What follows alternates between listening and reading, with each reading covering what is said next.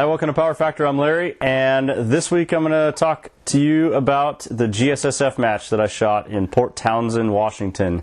This is my second ever GSSF match, and we put up a video about this time last year when I shot my first one. So, same location as last time. It's the one closest to home, and if you don't know about GSSF, I'm here to tell you all about it. So it's a lot of fun. It's not as action-packed as USPSA or IDPA or 3-gun or whatever, but you know, it has its own challenges, and it's all, you know, you're racing against other people regardless. So the fact of the matter is, it's fun. It's fun to do. So, and I do enjoy it. So what is GSSF? So it's the Glock Sport Shooting Foundation, and it's obviously administered by Glock directly, and they run these matches all over the country, but there's only about, I don't know, maybe 60 matches a year or something like that, and so they're kind of few and far between.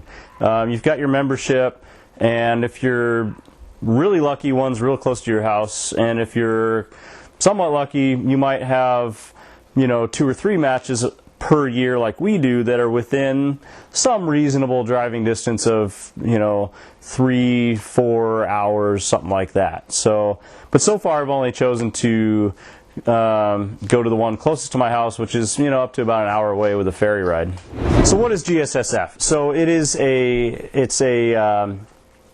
a sport for Glocks only, of course, as you probably figured, and it's a stand and shoot match where there's 3 stages, there's multiple strings per stage, and it's the same match every time.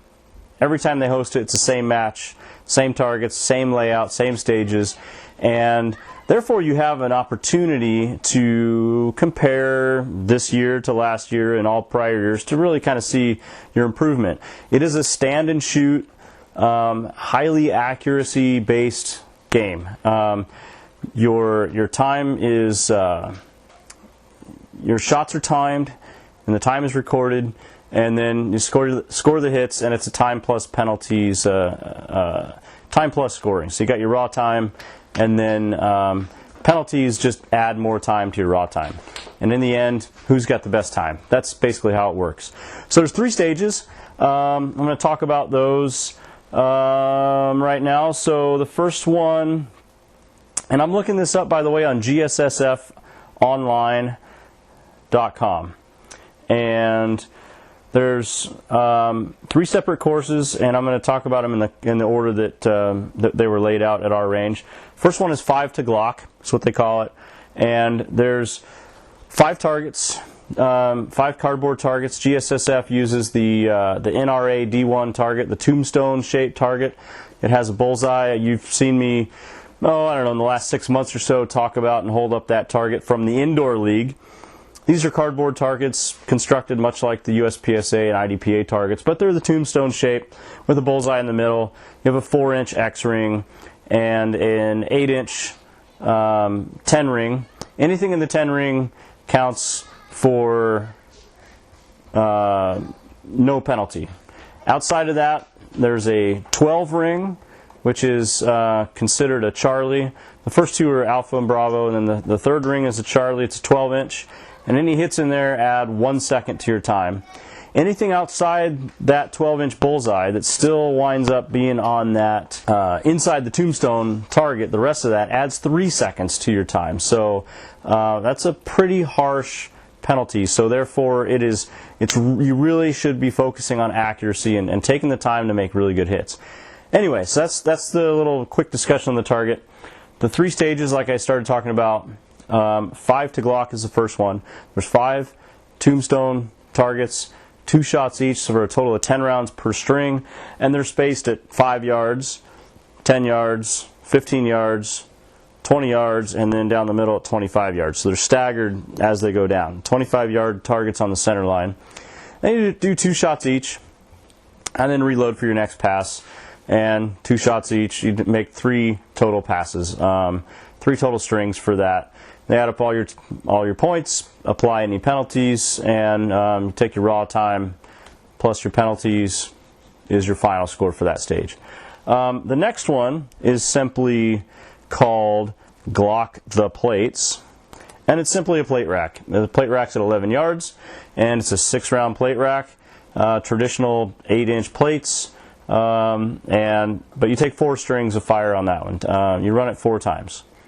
So knock all the plates down if you can. If you know, I witnessed a few people not knock them all down in the past. I had trouble with some sights on the gun that were actually not adjusted properly, and I was having trouble knocking down all the plates last year. But you run the plate rack, they write down the time. If any are left standing, it's penalty as well. The final course of fire is called the Glock M, or Glockum. I think it's Glockum, but it's an M-shaped target. You've got 2 NRA D1 targets, 6 feet off the center line at 7 yards distance, and then 2 more at 15 yards distant. They're only 3 feet off the center line each way, and then in the middle of that, again I said 7 and 15, at 11 yards again, we've got steel mini poppers, and they're also spaced 6 feet off the center line. So it kind of makes a bit of a M shape, if you will. And the course of fire is that you fire 2 on each of the 4 NRA D1 targets, and then knock down 1 of the poppers.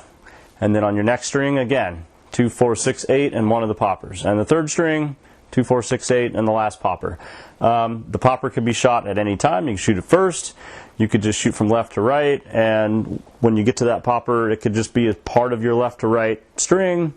You can shoot the popper anytime, but it's 1 popper per string. So total of 9 rounds on that one.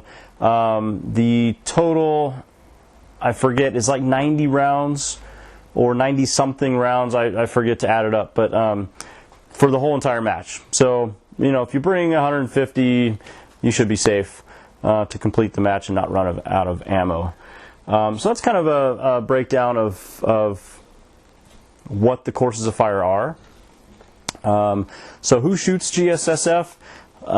Just like I told you about last year, everybody shoots GSSF. I mean, there are families that come out, even that you've got the mom and the dad and the son and the daughter and the grandpa, and they all come and shoot together. You've got couples that shoot together. You've got even, you know, older couples shoot together, you know, younger couples. You've got law enforcement, of course. You've got fire and EMS. There's a category for Guardian, which is all your first responders. So it's popular with them. You've got competitive shooters like myself that come from USPSA or an IDPA background or a Steel Challenge background. You've got guys that, you know, like us, we race handguns on a regular basis. So but for us, it's kind of it's still a different match. It's highly, like I said, highly accuracy intensive.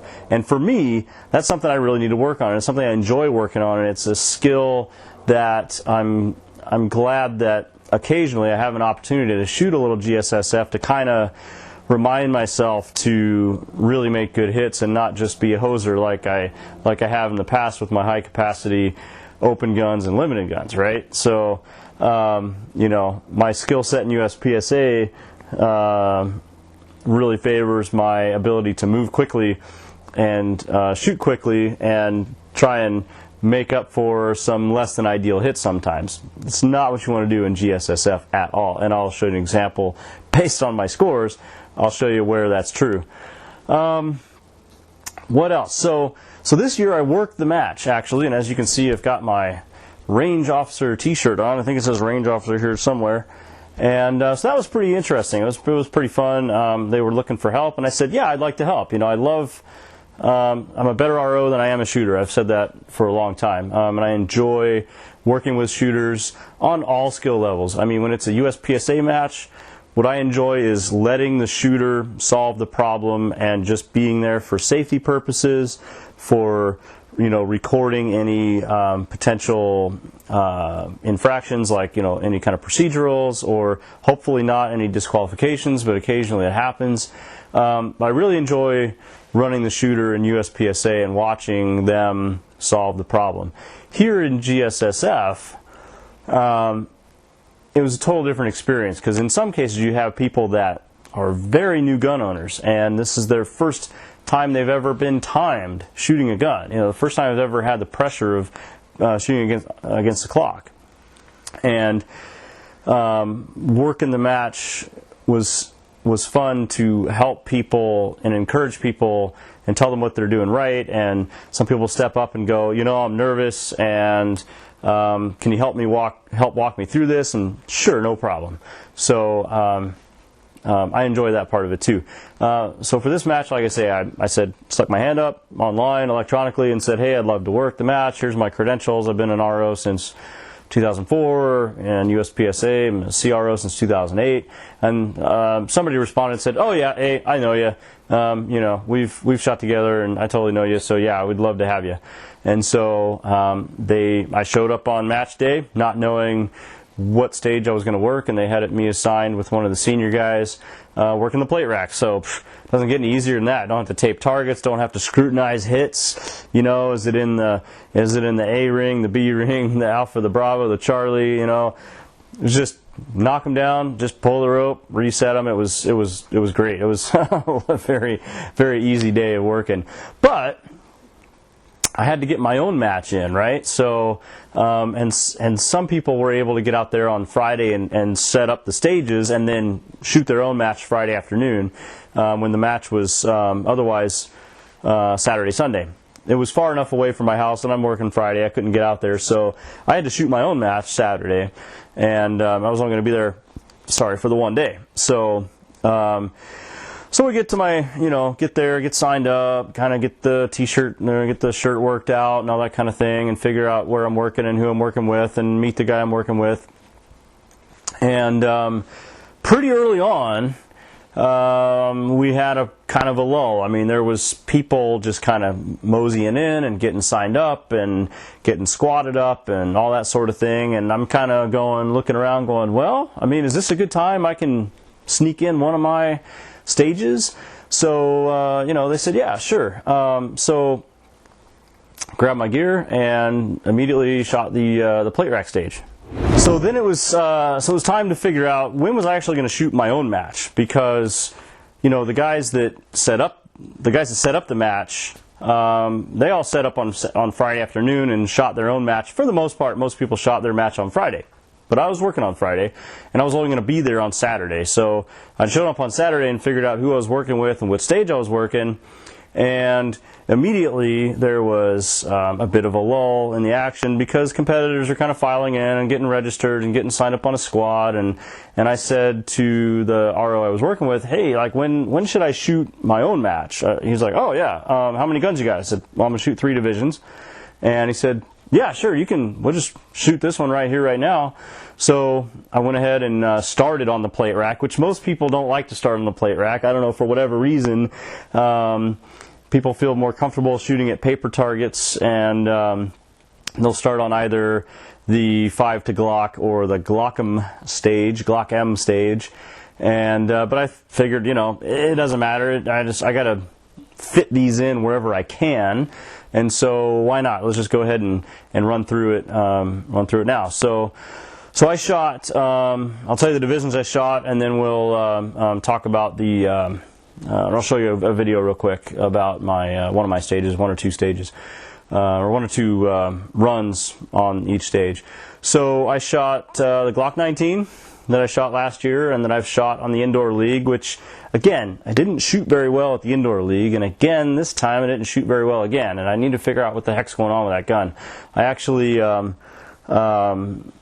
was curious, and I've checked the sights. After the indoor league last time, the sights were actually a little bit out. I had to adjust them, and then I changed them out entirely, actually, and I'll talk about that in another segment. But I'm actually looking for cracks now in the slide. Like, what is going on with this gun? It shoots way left for me, and I just I'm having trouble with it. But anyway, shot the Glock 19 in the amateur civilian or amateur stock division, and shot my new Glock 27, which you've seen a glimpse of, and I haven't really talked a lot about it, but shot my new Glock 27, which I bought with my GSSF pistol purchase certificate.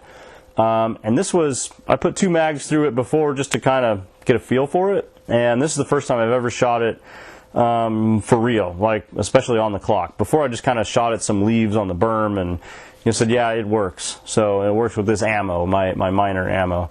And so I shot the Glock 27 in the subcompact division. And then, of course, my favorite carry optics gun, the Glock 23 with the RMR, with the green dot. I shot that in its carry optics configuration. I shot that in the unlimited division, all amateur division. I'm not a master of any sport, including GSSF. So anyway, I'll show you a couple runs on the plate rack. Why not? We'll kind of break this up with, I'll talk about a stage and I'll show you a video, and then we'll talk about another stage and so on. So let me show you a couple runs on the plate rack. First one's going to be, first I'll show you my Glock 27, and then I'll show you the my Glock 23. So. Let's wait for them. Sure.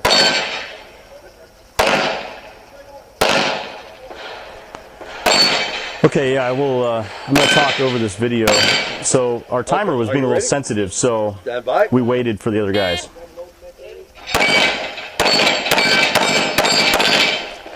What do you know? 425. 6 for 6 with my Glock 27, the first time on a plate rack. Not too shabby. Let's go ahead and.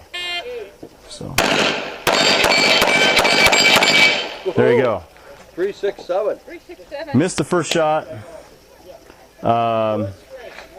After that, found the sight and ran the plate rack. The 367. Stand by.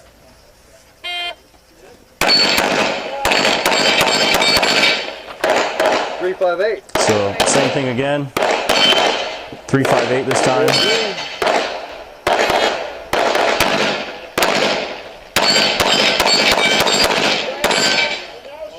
527. Slide forward, camera, and flag it.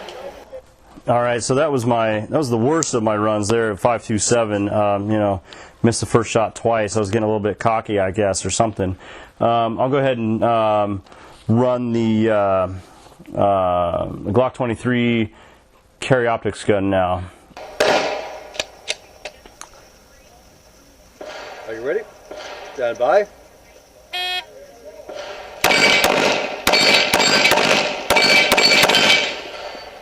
.475. Stand by.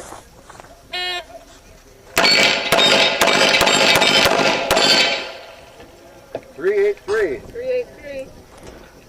So that first one was a 475, then we have a 383. Stand by.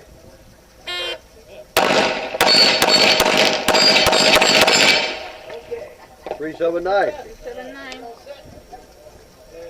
One more. So that was a 379. Stand by.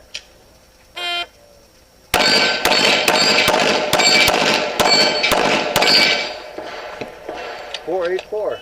And that was a 484 for my last run. So you just saw me shoot my brand new, almost never been fired Glock 27 and my trusty, very familiar Glock 23 with the RMR.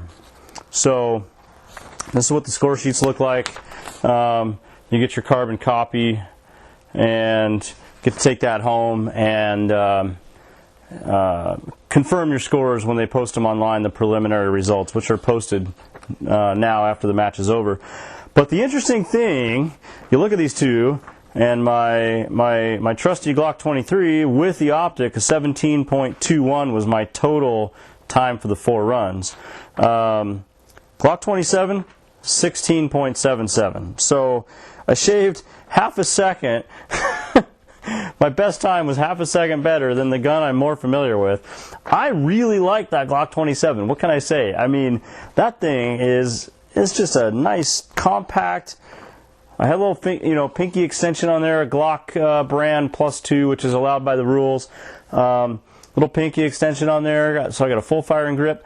Man, I was like, this was actually the first, stage I shot for the match. I'm like, wow, I like this thing a lot, to be honest. So that was cool.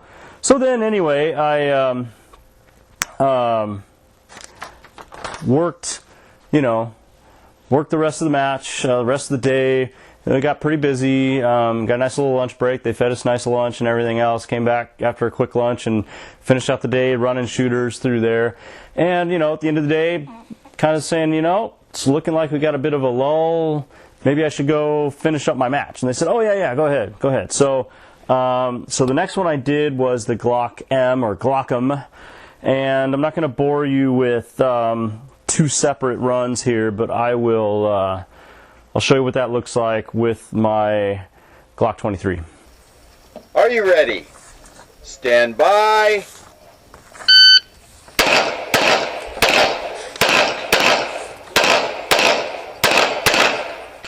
Are you ready? Stand by.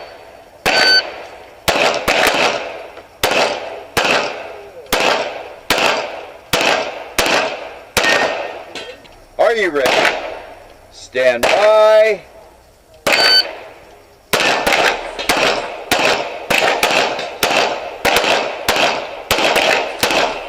If you are finished, unload, show clear, slide forward, hammer down, case it.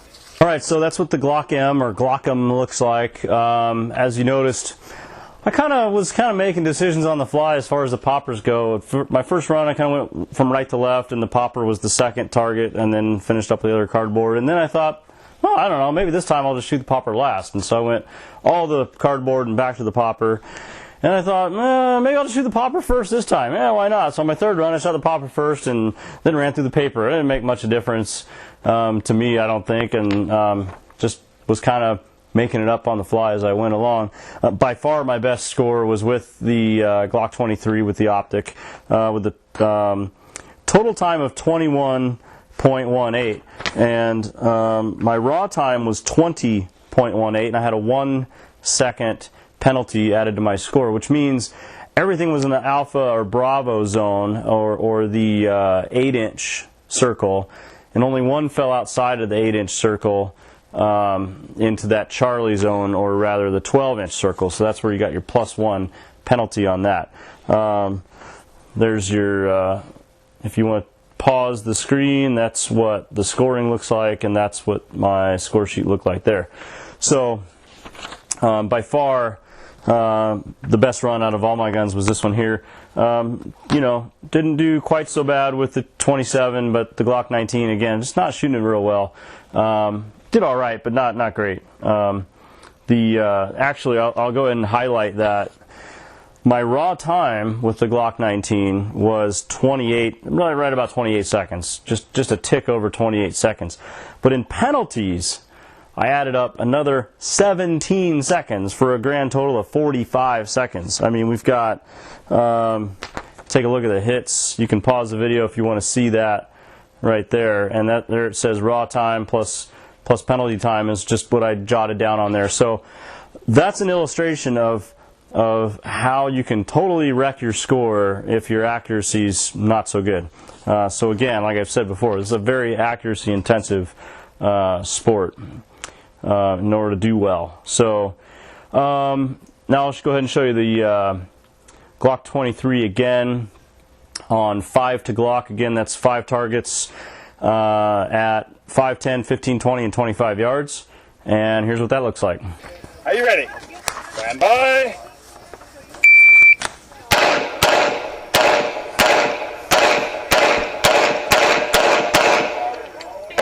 Stand by.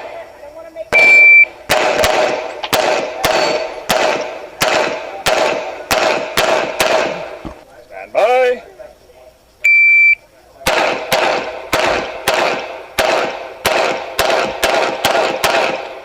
Of course, again, with my Glock 23 with RMR, that RMR is extremely helpful when it comes to accuracy. And like I just showed you on the last stage, I dropped 1 point. One shot gave me a penalty, and on this one, only one shot did I earn a penalty there. So a raw time of 17.84 and added 1 second in penalties. My raw times weren't that far apart with the three guns. My Glock 27, again, that was a 17.84. My little Glock 27, 18.57, so 3/4 of a second longer. in raw time. And then my Glock 19, 21 and a half thereabouts. So just add a few more seconds on top of that other one. But it's the penalties that kill you. So with my Glock 27, I racked up an additional 12 seconds in penalties, and my Glock 19 racked up an additional 23 seconds in penalties. Ugh.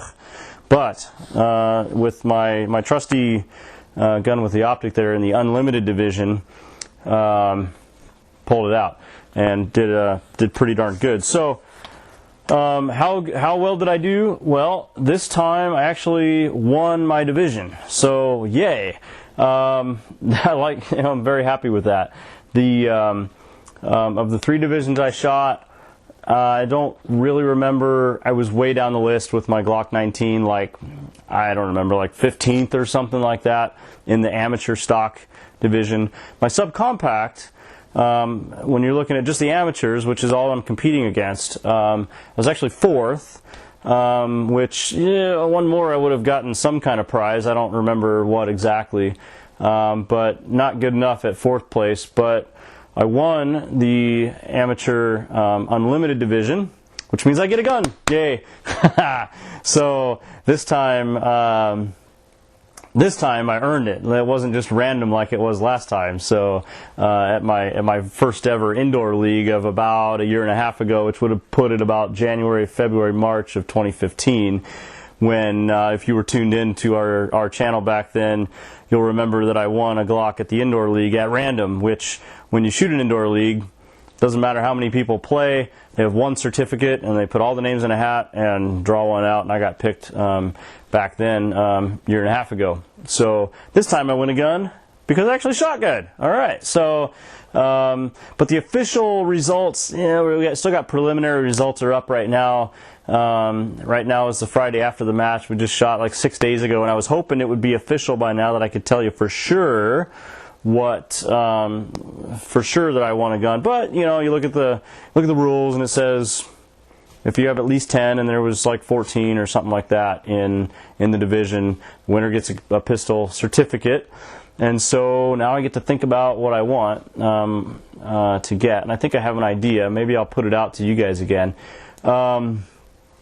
In addition, Glock gives away pistols at random, and the number of those pistol certificates increase depending on how many participants in your match. So there's 250 or something like that, or 240 some odd at our match, and therefore Glock will give away 2 guns at random. So yeah, I guess I have a potential to get that. I wouldn't hold my breath. I'm not holding my breath on that. I'm happy getting the one, but it's possible I could be awarded another one at random. And in addition to that, the range officers, they throw all the range officers' names in a hat, and it's like, like a ticket for each day that you work. So if you work 2 days, you get 2 shots at it. I only worked 1 day, so I effectively have 1 chance at it. But out of the pool of ROs, they're going to give away 1 Glock certificate. So I have another chance there, which I don't know the answer. I don't know the results of that yet. But I'm pretty stoked. Definitely winning a gun is great, and I think this is the first time I've ever won a gun based on performance. So that feels good too. In fact, one thing that's really cool was looking at my 5 to Glock, the last one I just showed you. My total time was 1884, and that was a stage win for me, including against all the masters. None of the masters put up a score of 1884. Their raw times, a couple of them had raw times better than I did by 2 and even 3 seconds, but their penalties added up to in the 20 and 21 second total time. So 1884 stage win for me as well. Not that that counts for anything, but yeah, a little bit of pride doesn't hurt. So what gun am I going to get? What gun do you think I should get? Maybe I should put it out to the viewers. You guys want to vote? Let's see. Let's do it again like we did last time. If you can guess correctly what pistol I'm going to choose, we'll throw all the correct answers into a hat and we'll give you a hat. How about that? You want a GSSF hat? I've got one I can give you. I only wore it for a day. So yeah, thanks to GSSF, you know, the matches are fun. They're not hugely action-packed, and they don't look real super exciting on video like USPSA and matches and 3-gun matches and IDPA matches and whatever else. But they are a lot of fun. I mean, they have devised a sport which is fun for all, challenging. You know, it's like we've said before. It's easy to play, difficult to master. And I tell you, I mean, there is no limit, right? I mean, what's the limit? 0? I mean, you can't shoot the whole match in 0. So it's like there is no limit. And incrementally, you know, it's kind of an asymptotic performance gain. You know, over the years, you might get someone that makes a world record, maybe if they have such a thing, and the best guy only gets better by a certain tiny amount. But for guys like me, there's, you know, tons of room for improvement, and because the stages are the same each year, you can look back to previous years and say, hey, I've improved this year, and that's fun too. So it's fun for the whole family. It's fun for competitors like myself, for professional. I mean, they've got professional guys that come out, and that's just what they do, is shoot Glock matches, and that's all they shoot. But anyway, I digress. It's a ton of fun. You should try it if you haven't, and yeah, what else can I say? So the loads I shot real quick, thanks to Rainier Ballistics, of course. I'm shooting minor power factor out of my carry optics gun and my Glock 27, same load, which was a Rainier 135 bullet. I'm still using ram shot competition actually, but I'm just about out of it, and I'm switching over to tight group. So and thanks to Hodgson for that. My 9mm load is also a Rainier 124 over ram shot competition as well. Thanks to GlockTriggers.com. Special mention to them for the trigger in the gun. It's good. It's nice. I like it. Can't complain. And thanks to all of our sponsors, of course, Taylor Freelance and Hodgson Powder, like I already mentioned, JPL Precision, and get out there and try the match. So, like I said, let's do a trivia. You guys, guess which gun I'm gonna pick, and you can do it on YouTube, you can do it on Facebook, you can send us an email if you like. We'll tally the votes, and I've already got a gun in mind. Pretty sure it's down between one or another, and you know, get to pick from a whole catalog of pistols. So which one would you pick? So that's exciting. So yeah, send us in a guess on which model I'm going to choose, and when I choose it, we'll randomly award a hat, I think. So send us that on our email, if you will, powerfactorshow@gmail.com. Check our website, powerfactorshow.com, and YouTube. Like us on YouTube, youtube.whatever.com/powerfactorshow, something like that. And stay tuned for another little segment. I'm going to talk about some new sights that I got on the Glock 19. Otherwise, see you next time.